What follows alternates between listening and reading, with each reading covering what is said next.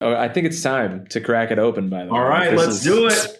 Getting the started. moment. I love it, man. I love it. Dude, okay, so who does your can designs? Because these are fantastic, brother. We actually do. So it's a combination between Our Culture and Creature Comforts. This is our third iteration of a can design with the residency program. So this is our third can release.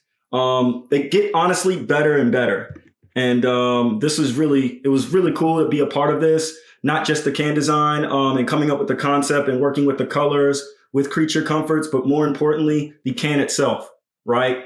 The fact that it's not a sticker. It's a new can contract that Creature's under. So this was a pretty cool opportunity to be a part of that entire process. Sweet, man. I love it. I love it. Let me get a glass real quick. Let me just... go do your thing, man. Go do your thing. It wouldn't be a beer without an Our Culture glass and a Creature Comforts. So another thing we did is, can't really see it. Let me do this. There we go. So yeah, there it is. There's another campaign that we've done. So I'll be pouring it in this glass. Yeah, Dave, glad to be on, man. Dude, I'm so happy to have you. This is going to be fun, brother. So, all right, man. What does a week in your life look like? Is it like most business owners where it's a little bit of this, a little bit of that, like, or do you kind of have a lane already that you're in and occupying on a regular basis? Cheers, man. Thank you so much. Cheers. The typical life of a co-owner, co-founder of Our Culture Brewing is a lot of work. We're easily meeting 3 to 4 times a week, literally going over concept, brand, marketing, future plans.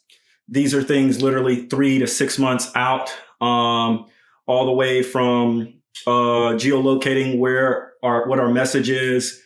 So typically we're obviously meeting and speaking quite often as a team.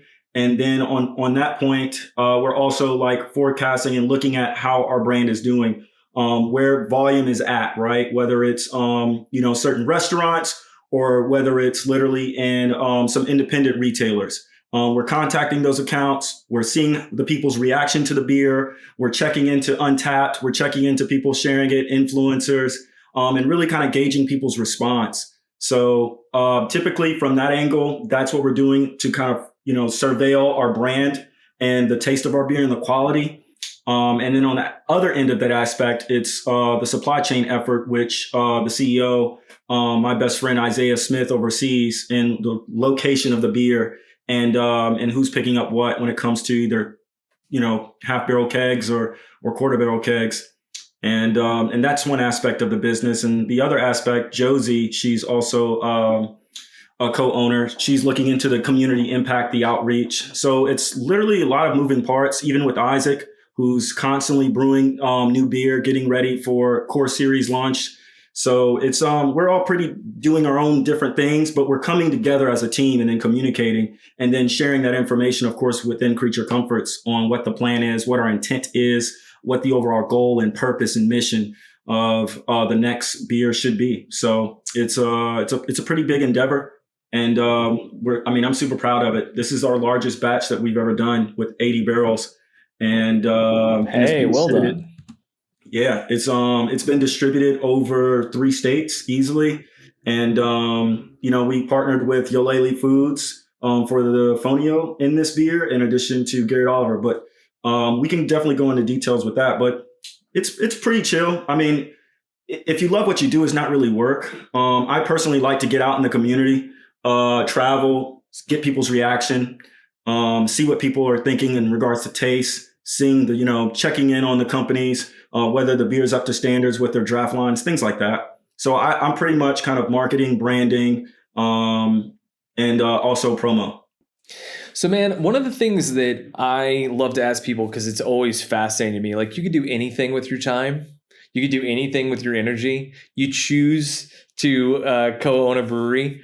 What was kind of the impetus to get started, man? And I like, you have this fabulous name that like compels me to believe things about. I mean, you and I have chatted before this, so I know, but I want you to share some of that with the audience, because, man, like, you could give your energy, your life force to anything, and you're choosing to make beer.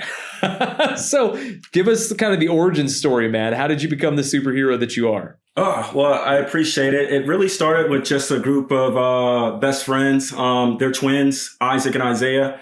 We've been knowing each other since we were 8 years old. So that's third grade if I'm not dating myself. And for us, beer was a sense of community, a sense of understanding, of getting together and really celebrating who we are. People that know us from our hometown of Griffin, Georgia will know that's well and well true. It's kind of been in our lives for the most part, at least I can speak for myself, for a good bit. And that's for good and bad reasons. But I would say the intent of our culture is really kind of bringing people together and really highlighting different cultures and what they do. And more importantly, telling that story around their culture. Everyone has a story, Dave. And I truly believe with intentionality and authenticity that we can communicate and convey that across the broad spectrum. So for me, beer is a sense of belonging. It's a sense of understanding. It builds community, and it's literally the separation from, just really having a good time, relaxing, or really getting to know someone. It's the ultimate communicator and a vessel. So for us, that was kind of essential to our culture. I love that, man. Dude, I think that one of the things that fascinates me, so I love beer in general. I've been a brewery fan, craft beer fan for a long time now, since before I even turned 21, frankly. And so, one of the things that's been interesting to see over the past 20 years in that time span, I'm dating myself now, is that, there has been a marked rise in craft beer. And then we've seen a fall in not just craft beer, but in beer in general, in spirits overall.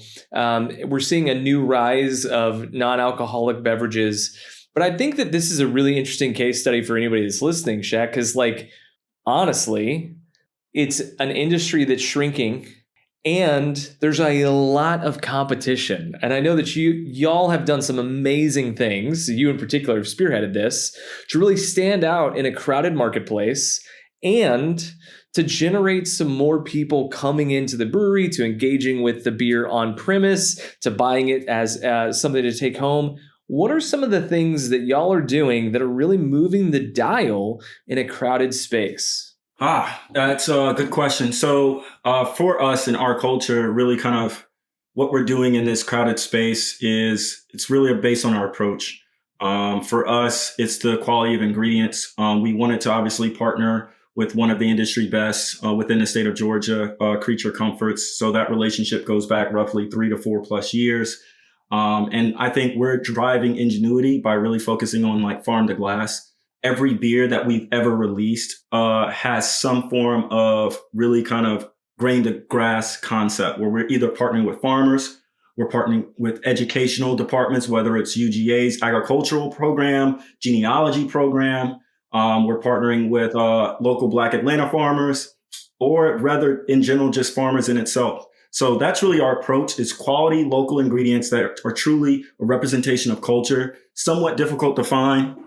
And that's kind of really our culture's approach. So with that being said, we understand that, there's a disparity with within the beverage industry right now, with RTDs, ready to drinks, being more prevalent.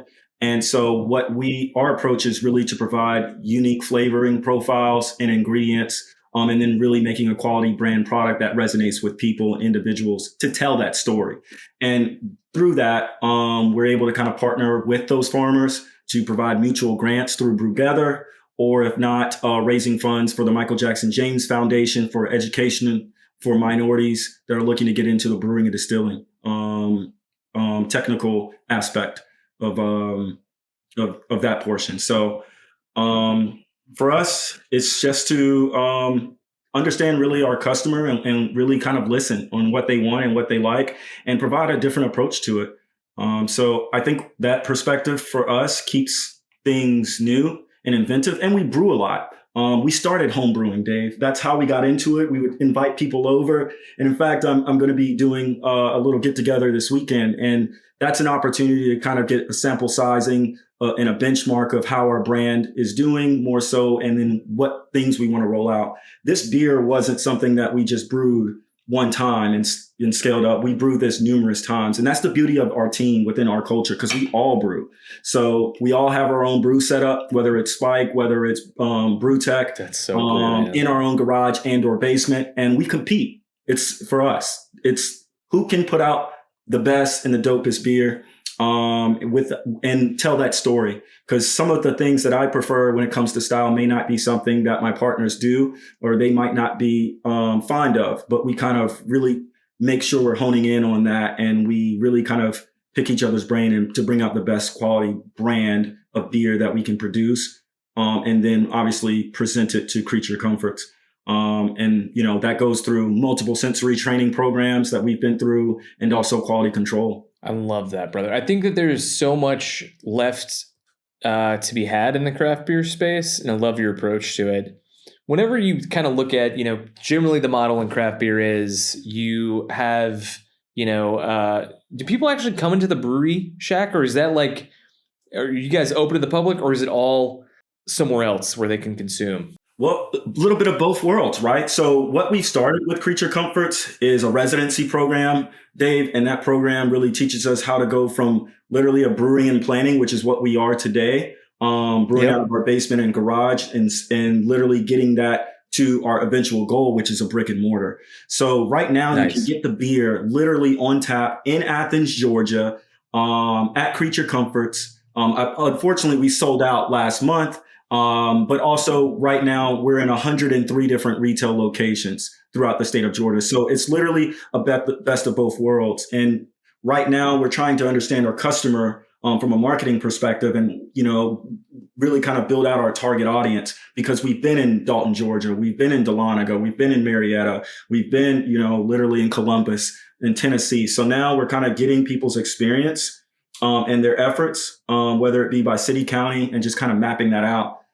So for us right now, it's easily accessible. We do a really good job of pinpointing those locations and breaking it down by county, and then shouting those out through newsletters and our web pages and social media to let people know where they can get their hands on a quality product like Fonio. It's the first beer to ever be released in the state of Georgia, and commercially within the Southeast. So bringing this West African grain from Senegal, shouts out to the Yolele team, has just been phenomenal, man.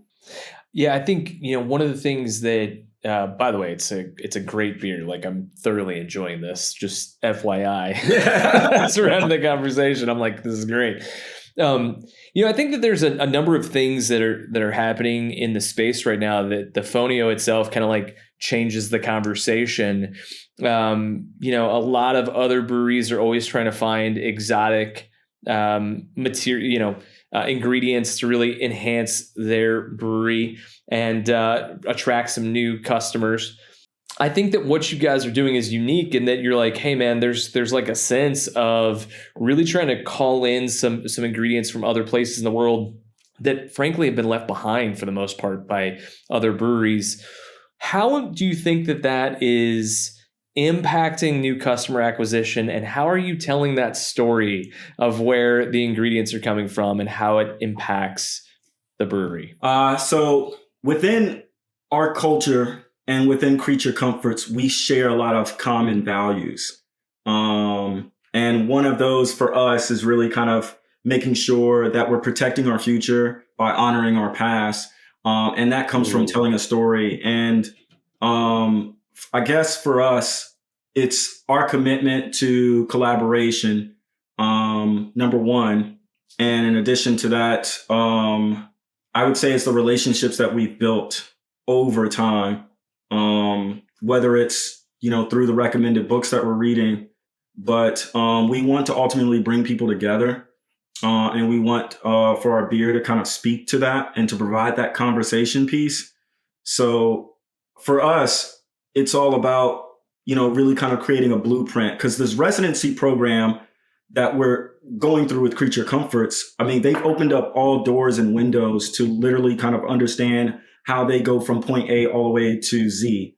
And that provides perspective for us on how we can engage our audience, But more importantly, I think what it does, it sets up a conversation that really kind of hasn't been had when it comes to minority breweries in the industry, really across the United States. And I mean, it's not that, other breweries aren't doing that or offering that up. It's just, we found synergy there. And our ability to expand. Yeah. We come in with intent, purpose to make good quality beer for good people, and we want to do good things. And we provide that physical representation of that in areas where it's needed, so that we can not only educate the consumer on it, but more importantly, create an experience. Yeah, no, I think that you nailed it, brother. I think that you nailed it. Like, I think that there's an element, right, where it's like the storytelling is the way, and it's not a one-time happening. It's multiple times. It's in everything that we do. It's the brand, right? Yeah. And I think that, the fun part about having a product that has, if you just count breweries that package beer and sell it in retail locations, 18,000 competitors. If you don't account for the conglomerates that have bought a bunch of those up or anything, is that you get to differentiate through not only the ingredients you use, but through what the identity of the company is. And it seems like you've taken this approach that's really unique. But I'd love for you to keep diving deeper into it to explain more of like how that positioning works, to be like, we are just fundamentally different than most breweries. Yeah. So in many ways, right? Because there are four of us. One of the first things that stands out is partnering with local artists. Quite a few breweries do this, but for us, it's important to kind of make sure that we're partnering, even with our logo being created by a local Atlanta artist. Shout out to Eric Nine. Everything we kind of do, from the color of the can, comes with intentionality. And then rolling out a brand new product in the market is just, we provide that with, our takeaway on that is to utilize a strategic approach.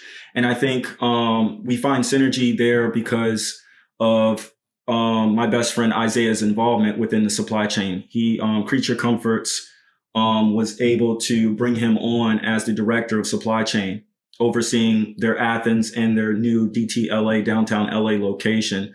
And that's kind of Isaiah's background. He's been in the supply chain background for over easily a decade.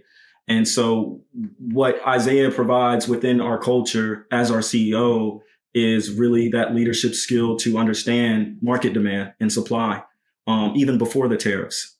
And we're getting, not only am I educating him on our consumers, Isaiah's trying to meet that demand. And I think there's synergy there because, we've been friends for damn near over 30 years. So, it's not easy having those conversations amongst all of us because we all have our different viewpoint. But at the end of the day, we kind of align on our common goal. For us, it's not necessarily our end goal, Dave, is to have a brick and mortar. But right now, our focus is contract brewing. And what we're going to do through that process is build representation. And as we build representation and funds through that way, that'll allow us to kind of expand. And we're seeing that right now, where there are opportunities to increase our visibility.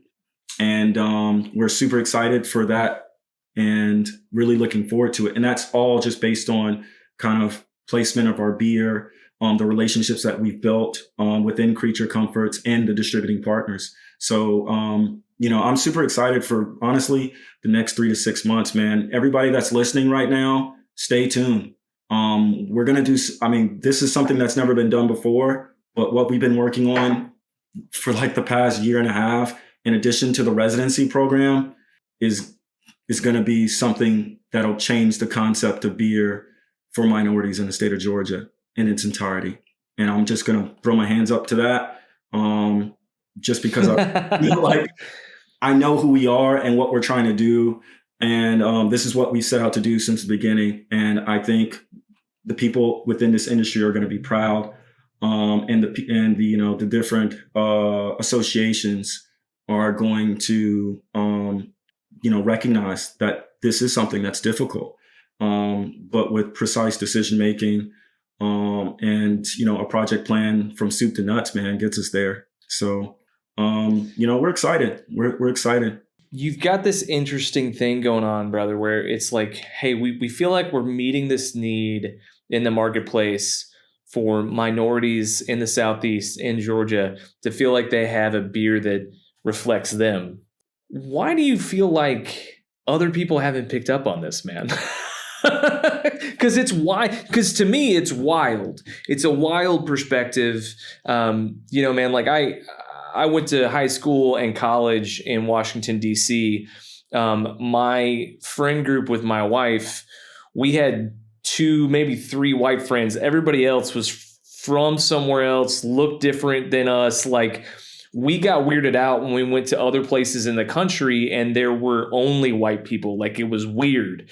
And so we see these opportunities and we're like, dude, like, there's a whole group of people that feel underrepresented in these marketplaces. Why haven't other brands picked this up and run with it, man? I wouldn't say that other brands haven't. And because we've known, right? There are some juggernauts within the United States, really across the world, personally through my travels that I've experienced that have kind of highlighted that. I can only speak really on our experience and, where we come from and how we've grown up. We weren't always accepted in, those types of places, whether it be breweries or tap rooms or brew pubs. I know specifically that Isaiah and Isaac and I have a similar story where we were in an environment and we were literally being forced to leave.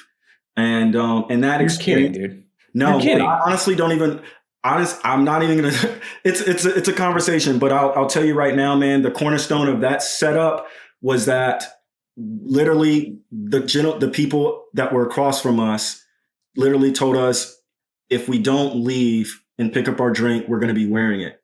Like, we knew we were not welcome.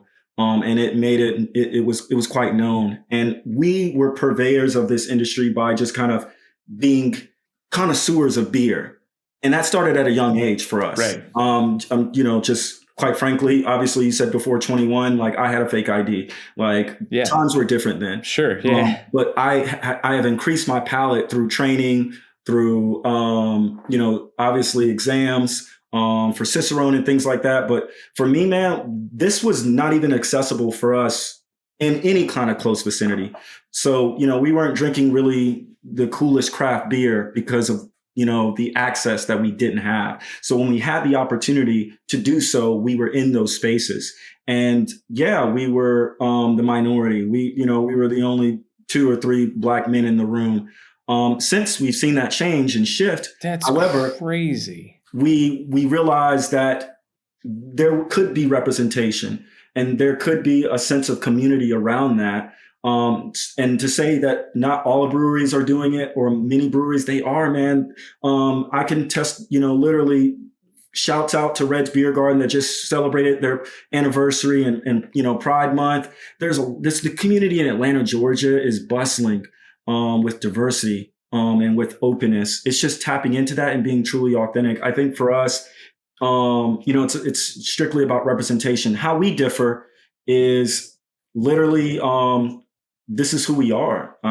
It's kind of within us. It's a part of our pillars, which is literally around craftiness, really making something out of nothing. It's about collaboration for us. It's diversity. And more importantly, community.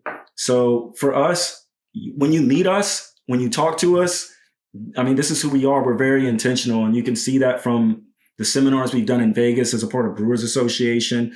We really want to help educate and really make sure those that come after us can elevate this craft beer experience. And we do that through grants. We do that through, selling glassware, notoriety. So we're stepping foot in this industry along with others, but I think we're amplifying it in a different way that's never been done before. And that takes a lot of intentionality, approach, thought, detail, promotion, advertising. I mean, it takes a lot. It takes a village, man. And we're getting the support within our community to kind of, not only spearhead that initiative, but also kind of advance, our awareness. So shouts out to those listening. Shout out to those that have been drinking and supporting us since day one. So I'm talking from Seeds Take Up the Soil, all the way to the fonio beer, Harvest and Bloom. It's much appreciated. And within this industry, we're going to continue to do what we can to serve it right and to really try to take these best practices to uplift others. Really kind of utilize this blueprint, this playbook of the residency program and say, hey, are you struggling in this particular area? Well, this is what we did, because we didn't know this shit, right? Like Creature Comforts came in, right, and we were like, we want to change the game. You're literally one of the highest producers in the state of Georgia, if not the highest producer by volume. You're the 31st largest beer brewery in the nation. Like, let's partner with excellence and let's elevate each other. And by that, I mean, it's been a beautiful relationship and, quite honestly, a beautiful creation of consistent, beautiful beer. That is exceptionally upsetting to me that anyone would dare say anything like that to you just because you were there. That's horrendous, and I'm so sorry. And I wish I would have been there with you, because that outcome would have been vastly different. Yeah. B, I get what you're saying, in that, like, there's a whole subsect of Atlanta that probably has similar experiences that makes my blood boil. And they are looking for a safe space, and they're looking for a place to hang. And I love that you're creating that, man. And you're making, dude, like, this is great beer. Yeah. So you're not just making a great spot, you're making great product to go along with it. As you kind of look forward, man, and you're talking about, hey, we're going to go, production and like have a space and kind of go there. What are the steps that you're taking from where you are now to where you're going? Are you guys doing, fundraising? Are you guys getting investment? Are you guys just kind of bootstrapping? Like, what does the process look like for y'all to go from where you are now to where you want to be in the future? Ooh, that's like the secret sauce, Dave. No, I'm serious, man. We know exactly where we're headed. Like, we know it's, Yeah. and I think, here's what I would say to those listening, because we should honestly, our culture should probably do more of this to bring, to let people know. I know we kind of, we're planning to perfection. That's just, preparation, meeting planning, and all of that jazz. But here's what I will say about where I am at right now. We are not seeking investment at this moment in opportunity. People have asked. We've had individuals seek that out, but we're not at this moment.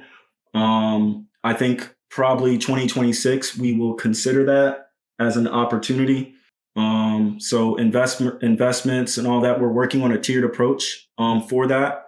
So there's more to come on that, just because there's so much work that goes into that. With figures and things like that, we have, as a company that's been existing since 2019, believe me, y'all, those listening, we've had that conversation. We have a particular way that we're going to roll out. I'd say probably, man, where are we talking next year from where I'm at right now? Oh, man. Let me see if I don't want my team to be mad at me. I think that from where we are, you can expect a solo branded product. I think, we've done our third collaboration through the residency program with Creature Comforts. I don't know if there's any brewery in the United States that has done a residency program in 3 different collaborations with 3 different, charitable partners, in the way that we have. So I would say that we're moving in a direction where you all can expect to see a solo branded product in the market, man. I know that for sure. I love it. Yes. And I love it, man. I love it. Yeah, it's gonna be pretty wild for us, because it's been a long time coming, and we're gonna execute this to its utmost high. I'm excited for really all of the beers that you all will get to experience, and the places that it'll venture to and be, based on some of the strategic partnerships that we're working on right now, not just within our local community, but with individuals that really support us from the beginning and really kind of understand our brand and our concept, and most importantly, are inspired by it. This is more than a beer, man. This is literally just a new way of thinking, of merch, of product that we're really trying to get to you all, where it's cost effective, right? Like, there's things when it comes to pricing strategy that we're working through, to make sure it's easily accessible and within reach for our target market audience, our consumers, and those that really support us. And the quality of the product in itself will kind of be on par to your expectations. We've done a lot of market research into what our typical customer looks like, what they like based on your feedback. And you don't think we're not looking. We're looking. We're curating we're going through that data. It's all being charted. It's my background. It's what I do to kind of speak and hone in on some of these quality flavors that you all want to expect and want to see and taste and smell within your beer. And so just super excited. I think that that's where I'll be. I'll literally be brewing beer and dropping it off in multiple retailers. So I'm excited. Sick, man. I love it, brother. I love it. Well, hey, man, I really appreciate having you on and for sharing your wisdom, your journey, brother. If people want to check you out more, they want to check out the brewery more, where can they go to do that? Man, you guys can check us out at everything Our Culture Brewing. We're on, obviously, Facebook, X, Instagram, and then we'll be working on YouTube rollouts soon, all through Our Culture Brewing. Just to kind of really tell a long form story of how all of these things are really shaping out. So really excited for that. If you want to see us in person, we're going to be at Crafted for Action, literally June 18th through the 22nd, really speaking on hops and that origin story in regards to how we incorporate that into really kind of Creatures brand and our culture. And we'll also be speaking about the partnership that we had with Fonio, MJF, and of course, with Creature Comforts. So super excited. I love it, brother. I love it. Thank you so much for being on the podcast. And thank you again for running Unicorn Campaigns. Yeah. Hey, thank you, Dave. Cheers, man. Cheers, brother.